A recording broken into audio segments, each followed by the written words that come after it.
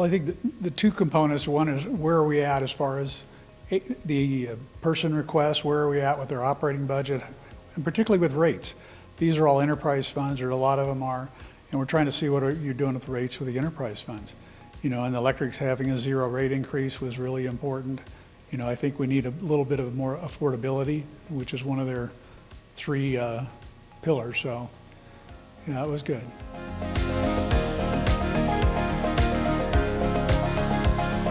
Well, I think in Public Works, they have a large budget. They need capital to be replaced on a routine basis.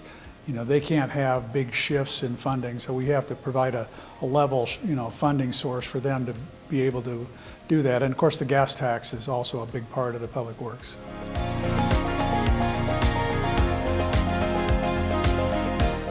That they're investing in the future of Grand Island, and our continued demand for services is growing.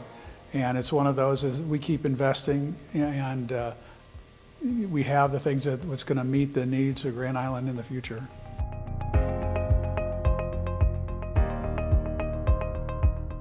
Well, I think it's really important to have preventative maintenance. The electric bond, one of the bond conditions was that we spend at least 10% on maintenance, and so the bondholders require that preventive maintenance happens, and I know that in all of our enterprise funds, they do a good job of doing that.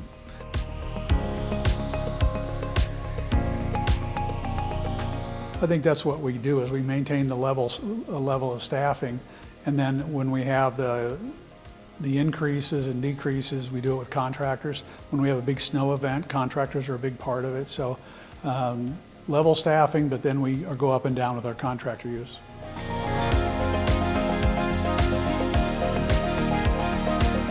Well, I think the cell 4 being completed, you know, maybe this fall yet. At the transfer out at the landfill. So I think these investments are they've been going on since, you know, 1992, and just to see them keep, you know, doing what we said we were going to do way back then it's good.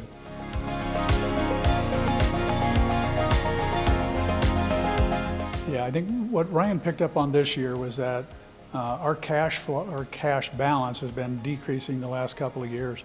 And he showed it on his slides. It's with the increases in inventory, because as we went through COVID and post-COVID, our inventories were hard to come by, but we did increase our inventories, and that was what was driving the cash down.